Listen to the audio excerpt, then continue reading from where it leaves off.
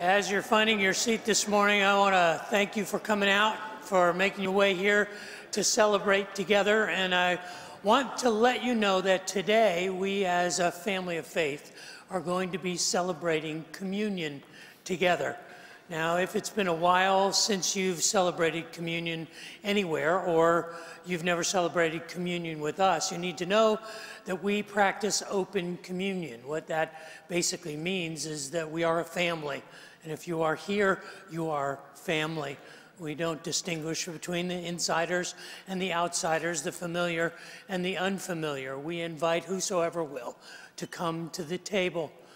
And so we invite you to come and to celebrate communion together with us today. And we're looking forward to doing that, because today we are beginning a journey that will culminate in our celebration of the resurrection in just over a month on Easter Sunday. Our Good Friday and Easter Sunday weekend is typically a marvelous celebration, and we're going to begin our journey there today.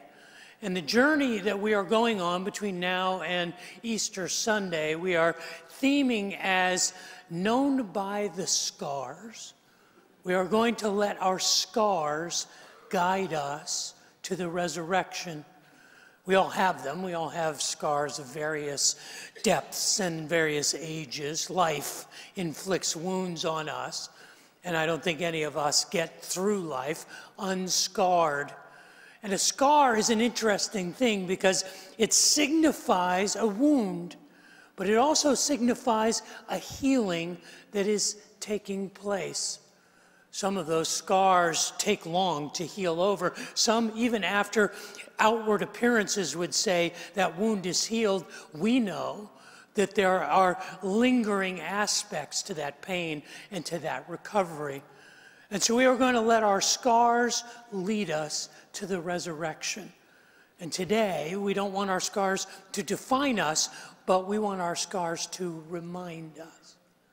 When you came in today, hopefully you got a packet like this. Did everybody get one? You're going to need one of these. If you don't have one, please raise your hand and we'll find a way to get you a little packet like this. But if you have it, I'd like for you to open it and pull the cards out. There are 5 3x5 cards inside of different colors.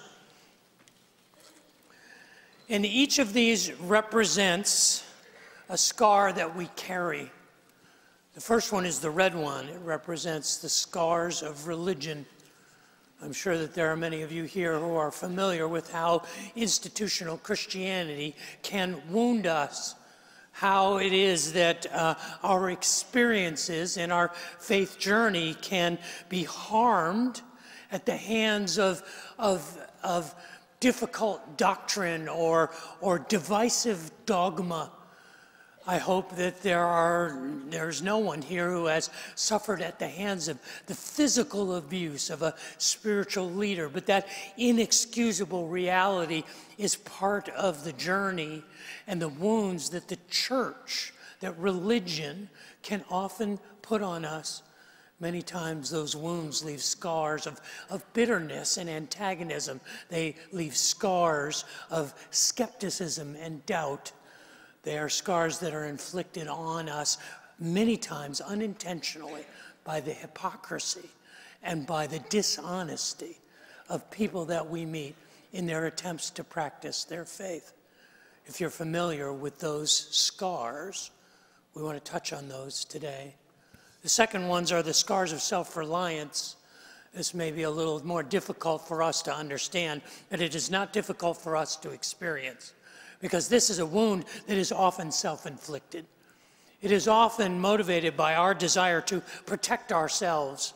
Perhaps we have been abandoned or we have been abused, and we have attachment issues and control issues because we don't want to be hurt again. And so we isolate ourselves from the influences of others, from the input of others. If you've ever been down a recovery path, you know that it is that self-reliance, that pride that often blinds us to those wounds that we are inflicting on ourselves. Make no mistake about it, there are others who can inflict through their pride or their agendas or their own narcissism, they can inflict wounds on us. But most often, these wounds of self-reliance are self-inflicted wounds, wounds that leave us lonely and isolated. The next card is the card of loss, the orange card. This is a card with which all of us are familiar. Life takes from us. It takes and takes and takes. And all of us, throughout our journey of life, experience loss. We experience loss of hope. We experience spiritual loss and loss of faith. We experience relational loss and emotional loss and financial loss and professional loss. It is the nature of our journey in life that we become familiar with loss. But it's when we lose love and we lose a loved one that the wound is perhaps deepest and takes the longest time to heal. This card represents those wounds of loss. The blue card, the fourth card, is the wounds and the scars of unmet expectations. This is the disappointment and the depression and the discouragement that comes because life doesn't turn out the way we had hoped, that our expectations are unmet. And those are our expectations of others and others' expectations of us. Perhaps you have been wounded by the expectations of others that were unrealistic, that were impossible for you to meet. Perhaps you are suffering under the self-inflicted wound of not measuring up to your own standards or believing that you don't measure up to God's standards. These unmet expectations, that wound can often lay open in our lives because the salt we pour into it is the salt of unforgiveness. Our unwillingness to forgive ourselves or God or others.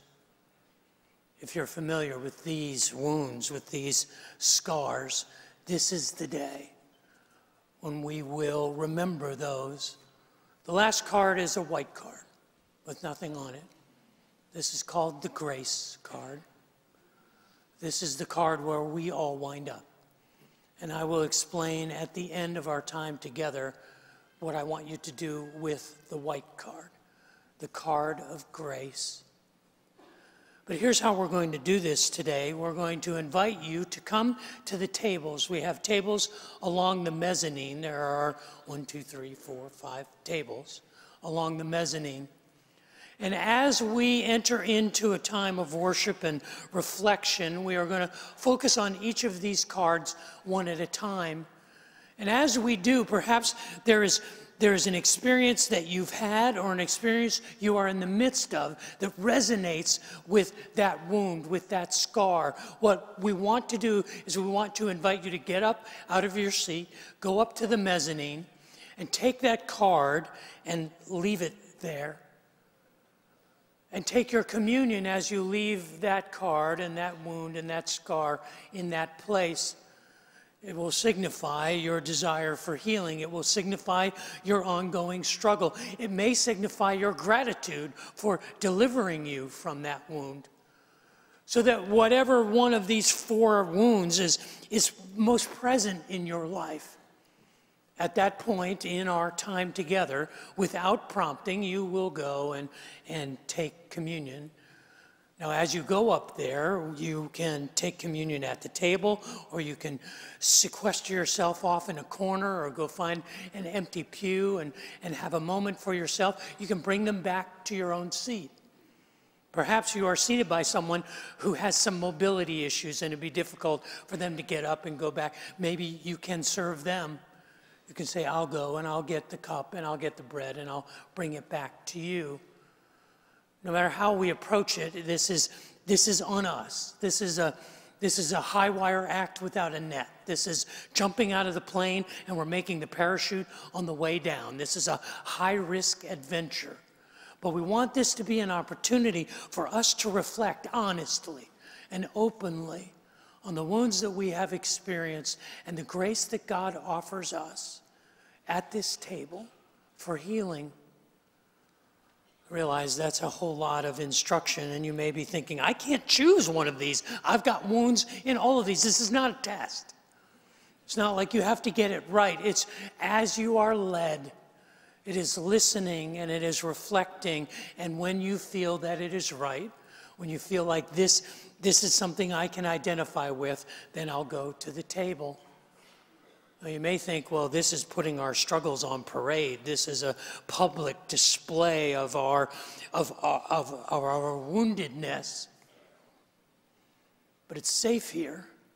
And more importantly, when you get up and you take your card, you are saying to someone who thought no one else is experiencing what I'm experiencing, you're saying to them, you are not alone.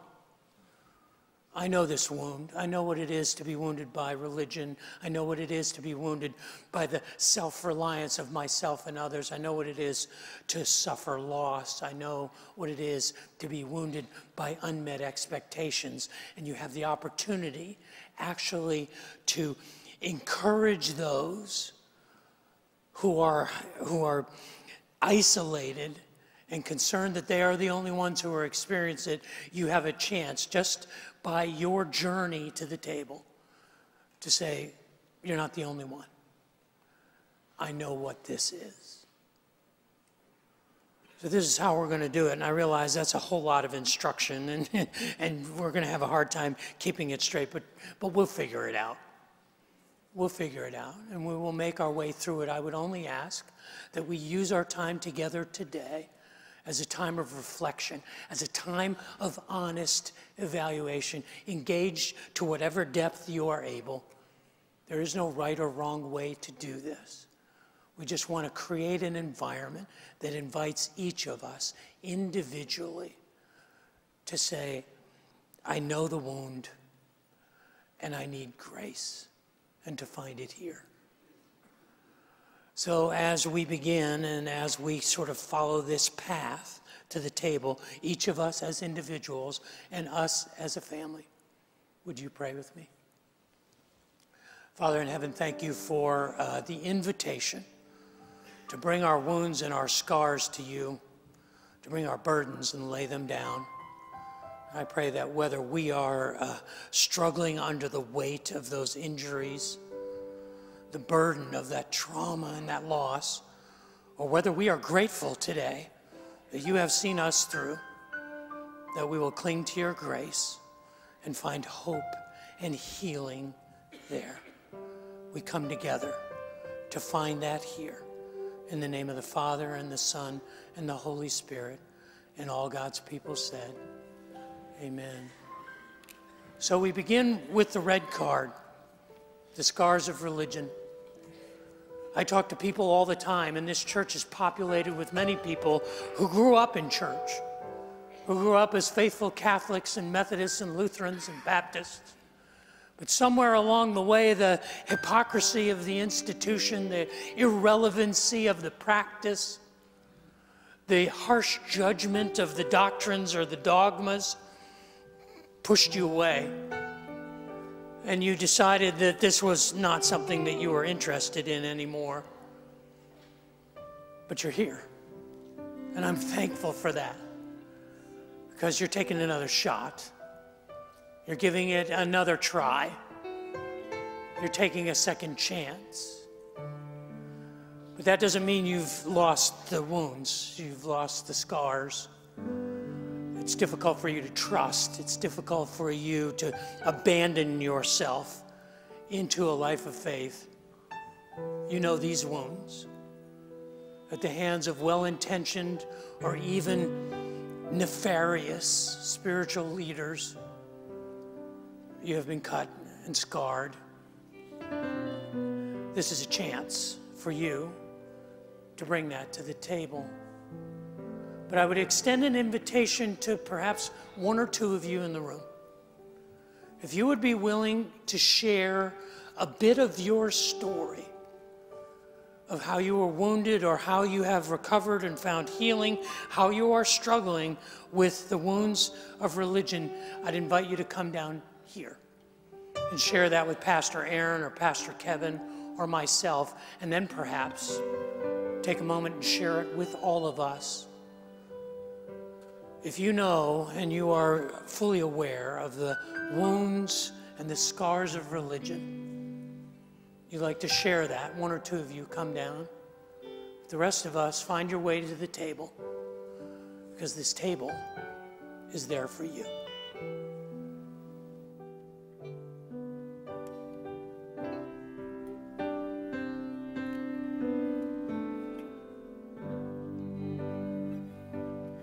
You unravel me with a melody. You surround me with a song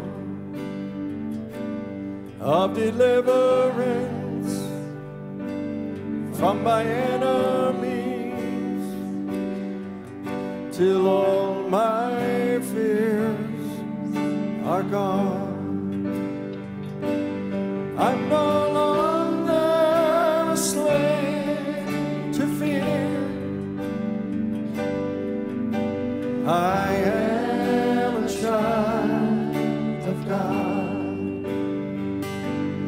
I'm no longer a slave to fear. I am a child of God.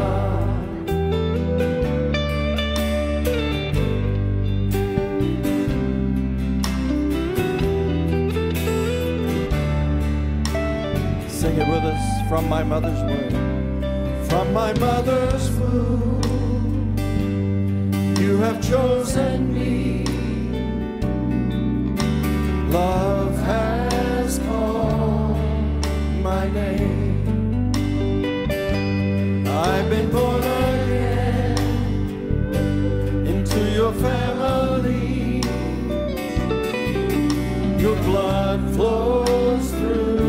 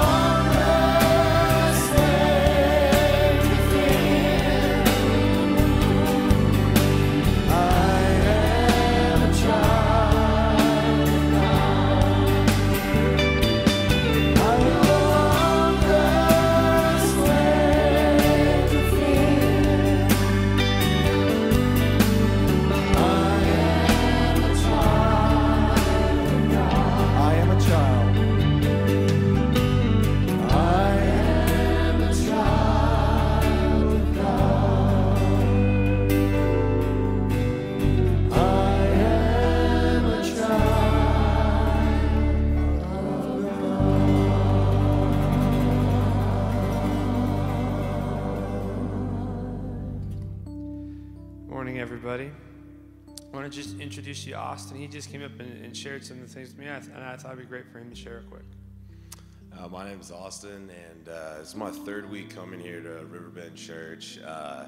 Been in and out of treatment for a bunch of years of my life, and I just got to a place in Hunt, Texas, and I've never had God or really a presence in my life that I had come to know or had a connection with. And over the past couple months, I've found that connection, and I strengthen it each and every day. And when I got out of treatment, I came here, and I was listening to the songs, and I started crying for the first 15, 20 minutes of church, and that feeling, man, it's unparalleled next to anything else in life. It was incredible. So I thank you guys for all being here and being a part of my recovery and my spiritual process here today.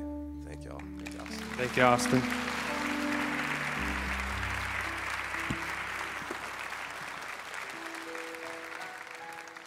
Thank you, Austin. The next card is the yellow card, the card of self-reliance. Most often this is a self-inflicted wound. This is a practice that we engage in to protect ourselves, control our environments, resigning ourselves to never being hurt again or abandoned again, creates attachment issues, prohibits us from growing, prohibits us from knowing and being known. The overwhelming feeling of the wound of self-reliance is loneliness, is the isolation that comes from saying, I can do this by myself. We occasionally experience these wounds at the hands of others, their pride or their agendas. If you've ever been betrayed, if you've ever been unceremoniously let go or dumped or fired, you understand that sometimes the pride and the arrogance of others winds up wounding us. They don't need us, and so we suffer. If this is a present reality in your life, or if you've made that journey through this wound and have found some hope and some healing, this is the table for you. But if one or two of you would be willing, like Austin was, to come down and share with us where you are in that journey, how you have found hope or how you continue to struggle, perhaps you could encourage all of us by sharing your story. So if this is your story, this is your table.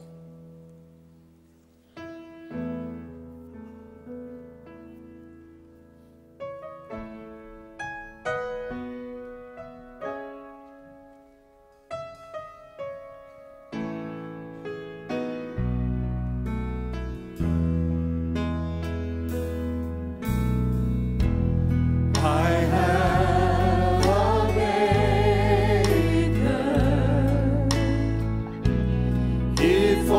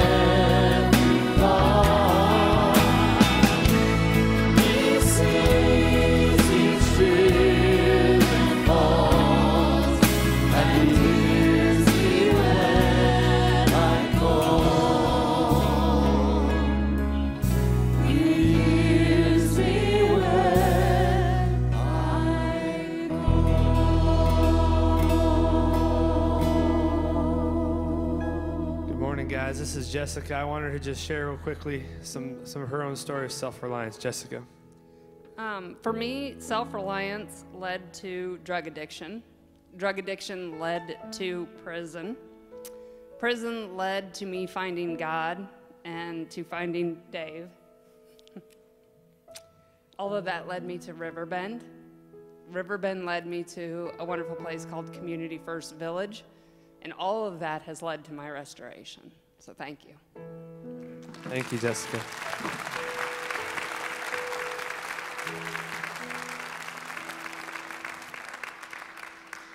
Thank you, Jessica.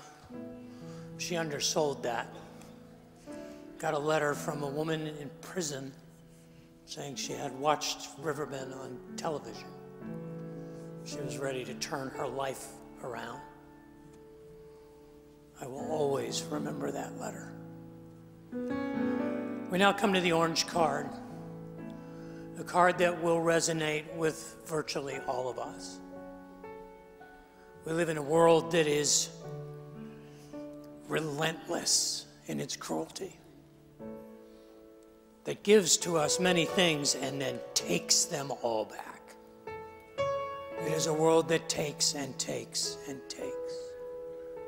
And we will all experience loss.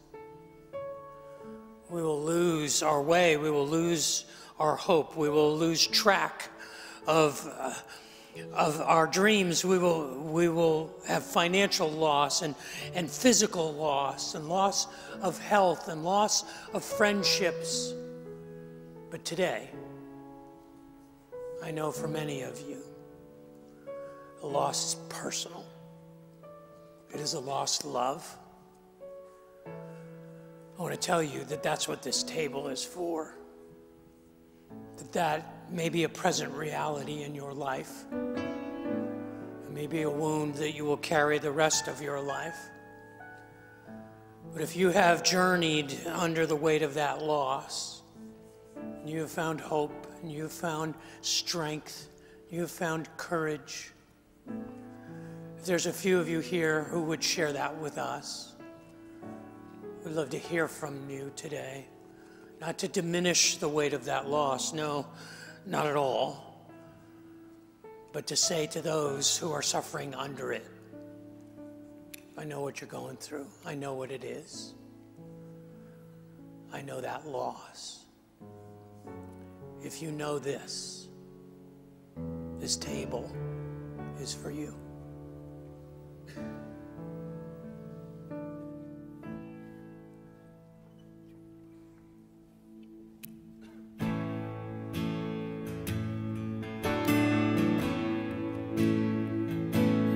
Lord, I come, I confess, bowing here, I find my rest. Without you, I fall apart. You're the one that guides my heart.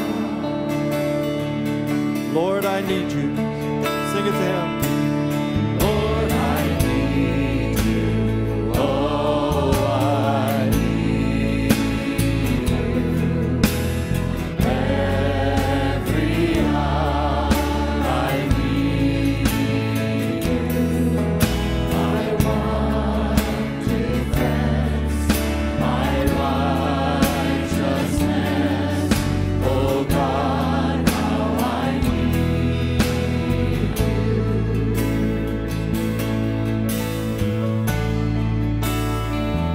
Where sin runs deep, your grace is born.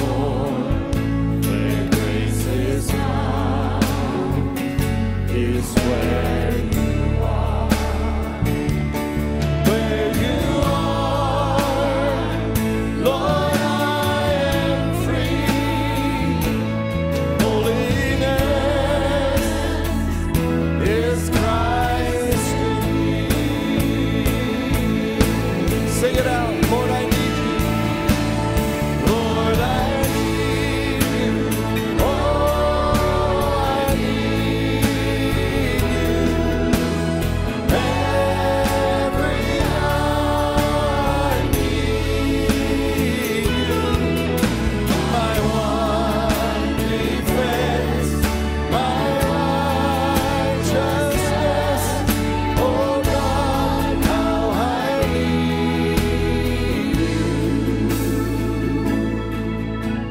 So teach my song to rise to you. When temptation comes my way, when I cannot stand, I'll fall on you. Jesus, you're my hope and stay. Sing it out. Lord, I need you. Oh, I need you.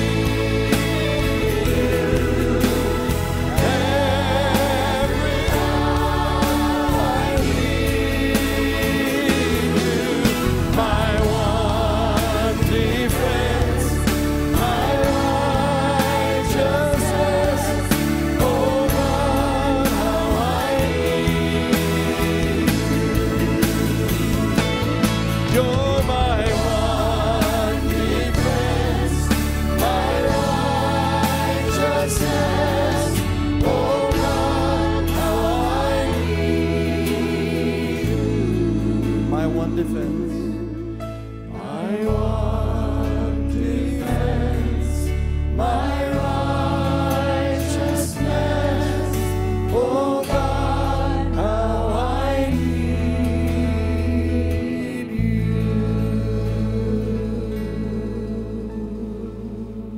Thank you for that.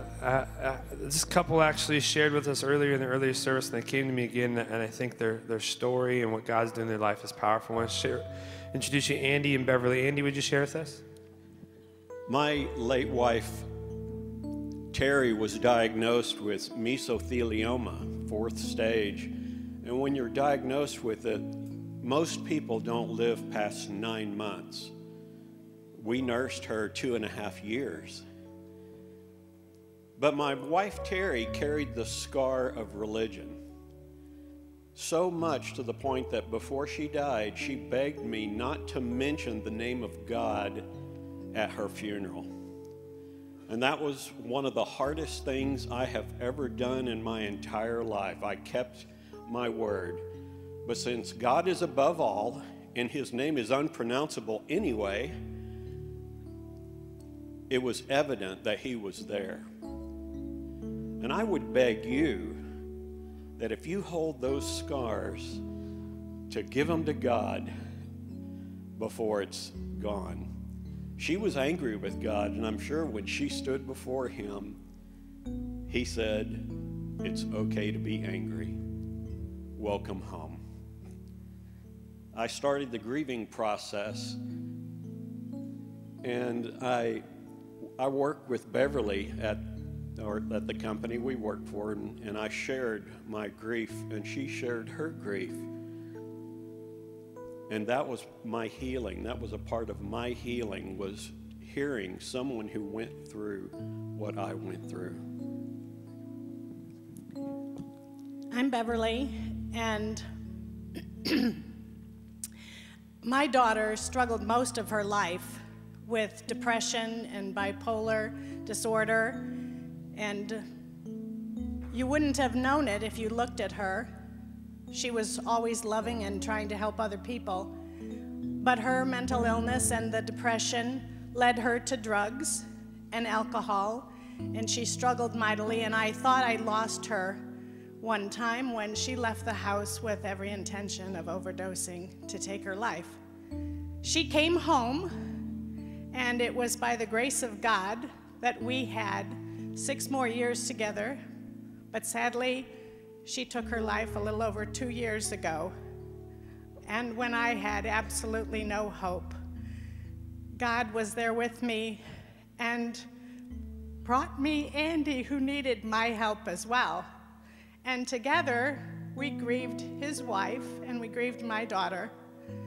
And we found that no matter what your struggle is, the loss of our loved ones, we realize that if you have someone else to grieve with, and God will bring you that person.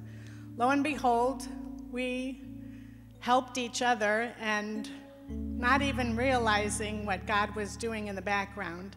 But in the midst of our grief, he brought the two of us together so that we could be healed and that we could help others.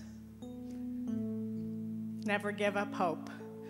When I was at my worst, thinking of my daughter, I just prayed to God for grace. I prayed to God and thanked God for every moment I had with my daughter.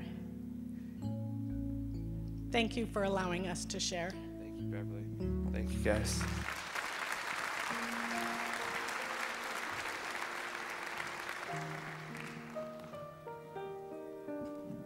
Introduce yourself. Hi, my name's Debbie Milkey, and my husband passed away September the 4th after many years of struggling with diabetes and many being blind, and I cared for him 18 years, handicapped. We were married 25 years, wonderful years, and it's just been the hardest struggle to live without him. But he promised God and himself that he'd find a way to take care of me. After he passed, I didn't have the will to live, and I wanted to die. I stopped eating. I couldn't eat. And for some reason, God stepped in, and I worked with this gentleman 40 years ago. This guy's name is Steve Lyongang, who I found out his wife died June 3rd. And so, similar to the other story, we could share each other's grieving. And we worked together for so many years, it's like I already knew him. And he's always been a best friend of mine. So God always has a window that opens when a door closes. And don't ever forget that. Thank you.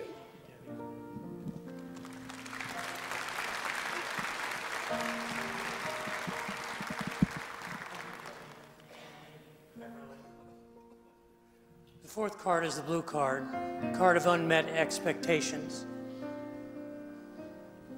If you're at a point in your life where you're looking back with regret, with a sense of unfulfilled accomplishments, if you find yourself saying, if only, or what if, that's the sign that you have been wounded by unmet expectations. We can put them on ourselves, or others can put them on us. It's the kind of thing that we can place on others unrealistically. Others can place on us and cause us to feel inadequate and insufficient. Sometimes we place unmet expectations at God's feet and blame God for the things that we have suffered through or the things that we haven't experienced. If that's a present reality in your life, if you are aware of that disappointment and that discouragement, if you're struggling to forgive yourself or to forgive others or to forgive God, this table is for you. And if you would like to share, one or two of you would like to share your story of how you are pressing into those unmet expectations, how you have experienced that, so that we might share in that, then come to the front. If you know this disappointment, if you know this discouragement, if you know what it is to live your life in if only, then the table's for you.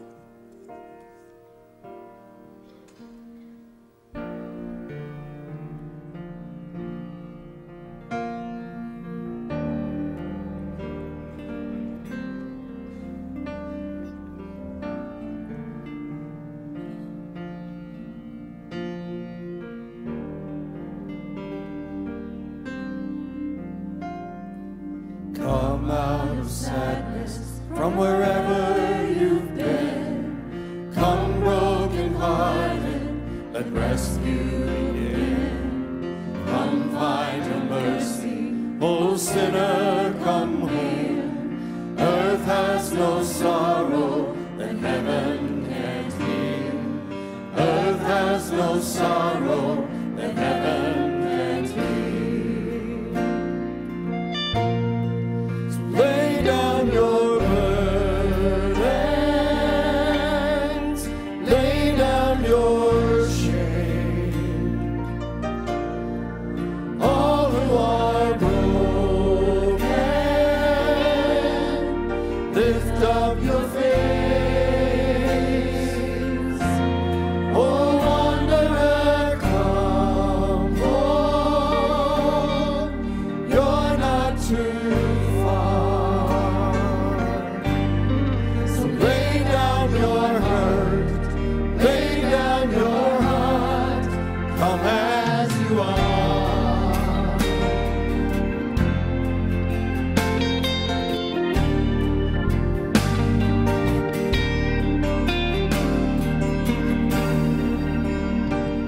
There's hope for the hopeless and all those who stray. Come sit at the table, come taste His grace.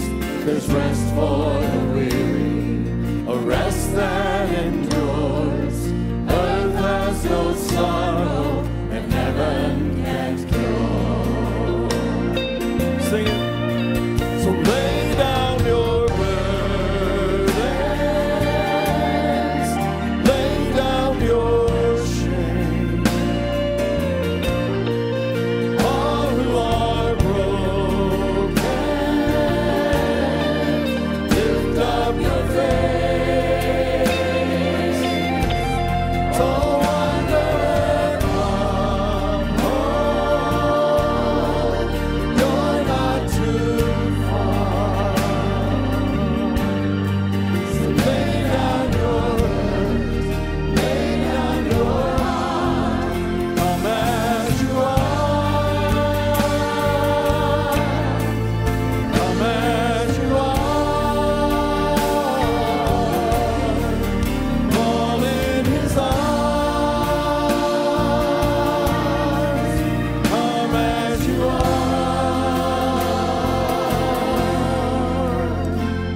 There's joy for the morning. Sinner, be still. Earth has no sorrow that heaven can't heal. Earth has no sorrow that heaven can't heal. Lift it up, sing it. So lay down your burdens, lay down your shame. All who are broken,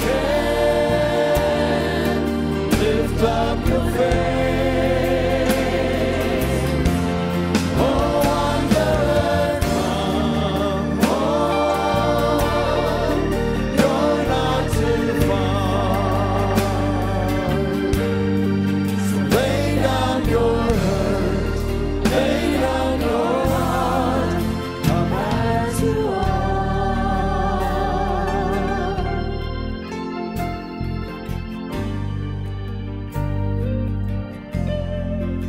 Come as you are. Come as you are. Come as you are.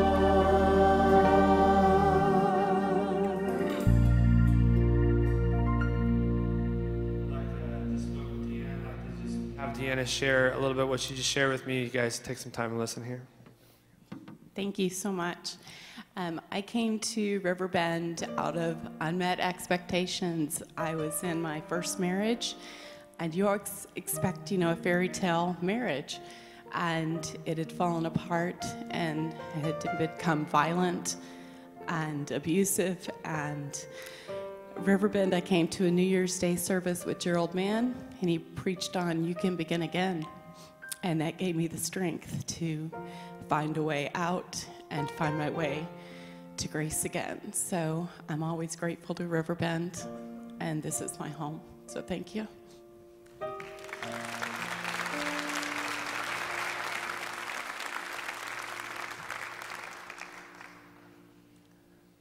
As we bring our time together to a close, I want us to end with gratitude.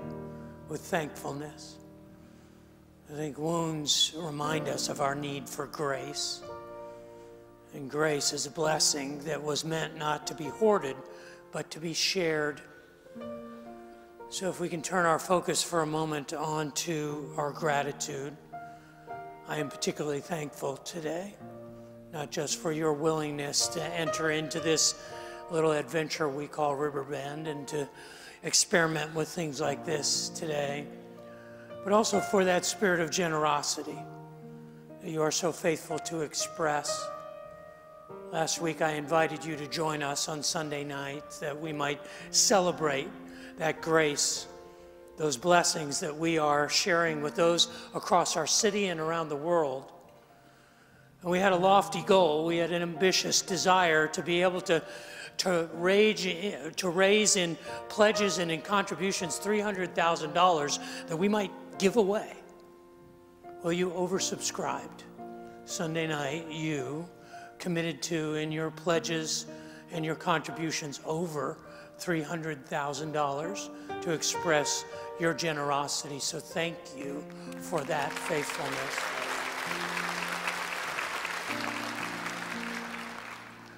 And so as part of our worship and part of our celebration, I want to invite you to participate in our offering this morning. This is an opportunity for us to continue in worship and to continue to express our faithfulness and our generosity to God. So as the ushers prepare to come and wait on you for our offering this morning, would you pray with me? Father in heaven, thank you for your faithfulness to us, for the generosity of grace that is poured out on us, and the blessing that we have been given, that we might give it to others. May that spirit of generosity continue to grow, and may we be known as a gracious and generous people, for we ask this together in Jesus' name. And all God's people said, amen. The last card today is the white card, because we all have wounds. All of us do. None of us gets through this life unscarred. But we're here. Here we are. Still standing. Still surviving. Still struggling. Still searching. Still pressing in. We are, as the Apostle Paul said in 2 Corinthians chapter 4, we have this treasure in jars of clay to show that this all-surpassing power is from God and not from us. We are hard-pressed on every side, but not crushed.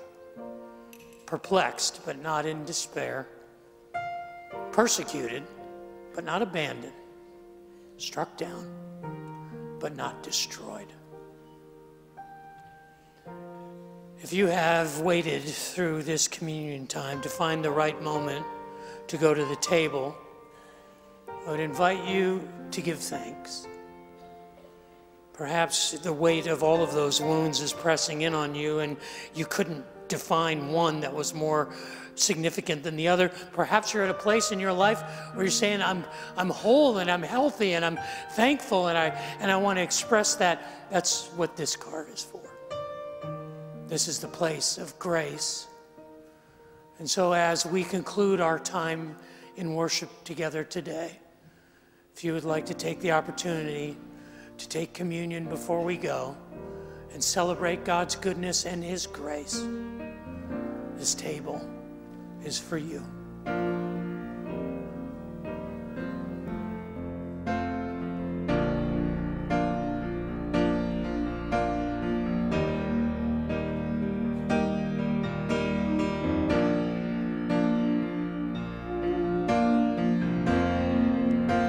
Sing this with us. Amazing love that welcomes me, the kindness of mercy that bought the blood wholeheartedly, my soul undeserving. you're so good. Sing it to him. God, you're so good. God, you're so good. God, you're so good. You're so good. Let's stand and sing it. Behold the cross. Behold the cross, age to age, and hour by hour. The dead are raised, the sinners saved, the work of your power. God, you're so good.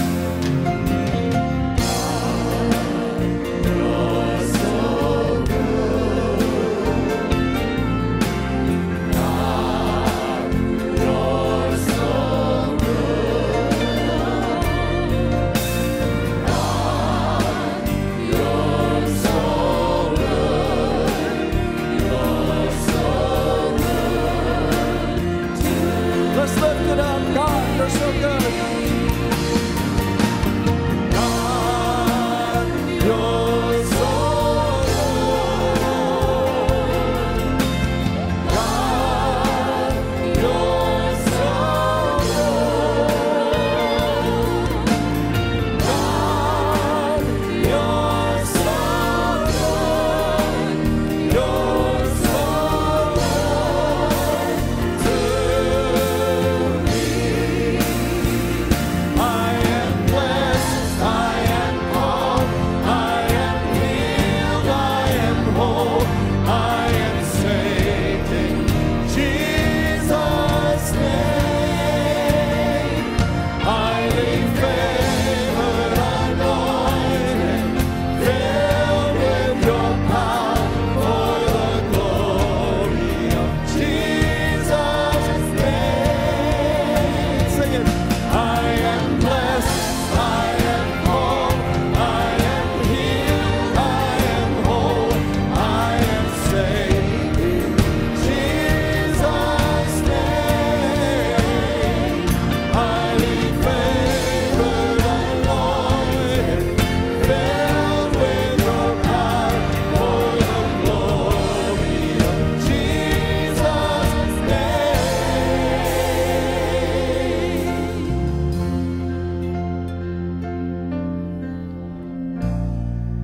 And should this life bring suffering, Lord, I will remember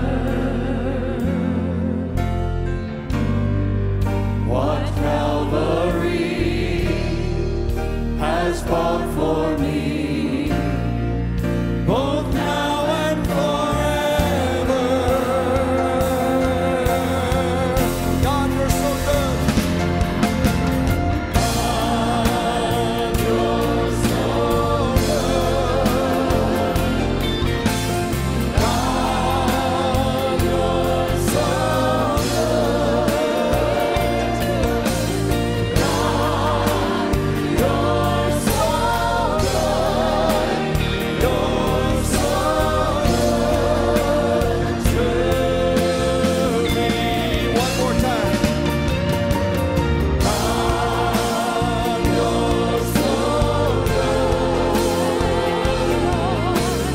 God, you're so good.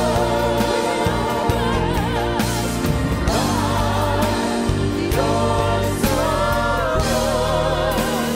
You're so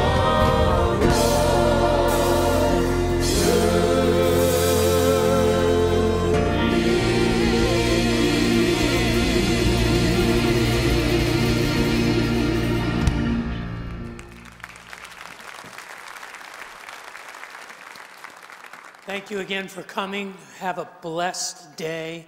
See you next Sunday. Go in peace.